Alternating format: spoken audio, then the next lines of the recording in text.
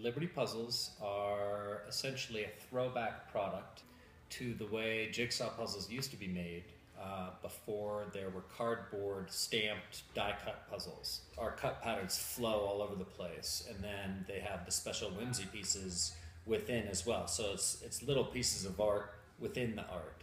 And then we also generally now theme all of those whimsy pieces to the puzzle image.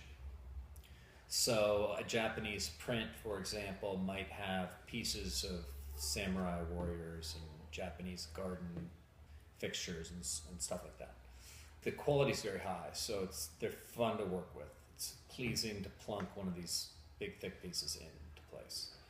It keeps your brain active. It helps you think in different ways. My background is varied. I taught high school when I was right out of college, and then I went to graduate school at CU, at law school, and I got my MBA there as well.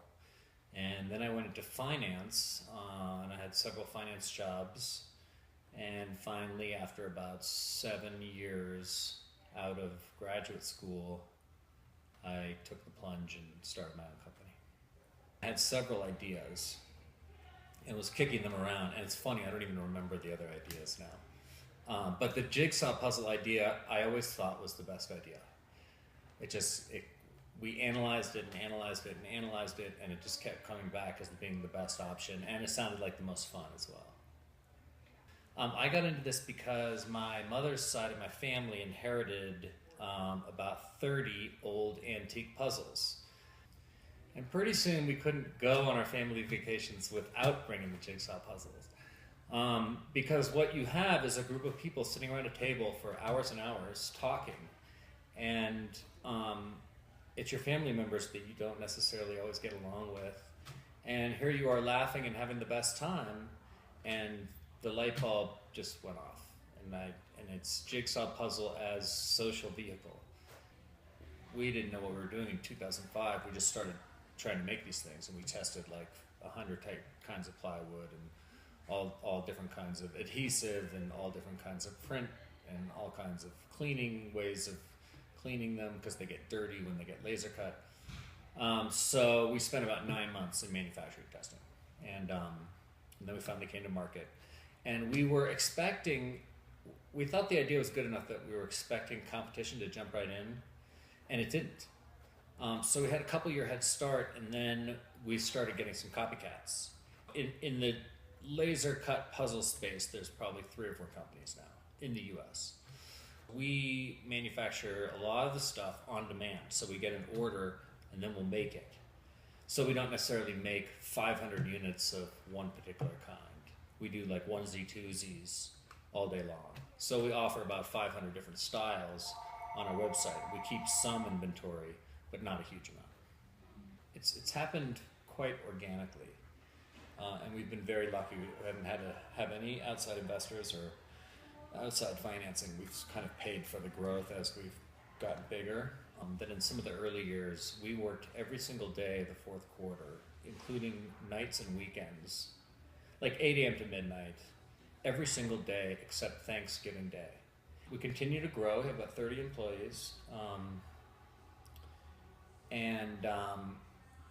I mean, it's really been a dream come true. You know, I thank the powers that be every day when I come to work, and I love coming to work. So I think that's probably some success, some measure. I would say that since it's an entrepreneur class, do something that you love, because you're going to be doing a lot of it.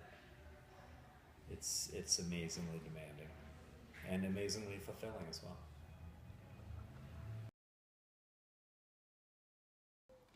I became interested in Liberty Puzzles as a consumer. I first saw the puzzles in a store and thought they were just so cool and unique. It was really fun to talk with Chris, and I could tell from what he said that the company's doing fine, but it's not super profitable. And the key takeaway from our discussion was that as an entrepreneur, you need to find something that you have means for, but also something you truly enjoy, because it takes an enormous amount of dedication, and so you might as well have fun with doing your venture. And the other thing that I noticed walking through the facility where the puzzles are made is that the setting is super pleasant. It's bright and airy and it feels creative. There's a very nice vibe going on there. There's music going. There's even a keg and people are sipping pints of beer while they pull apart puzzles or do whatever it is their job is.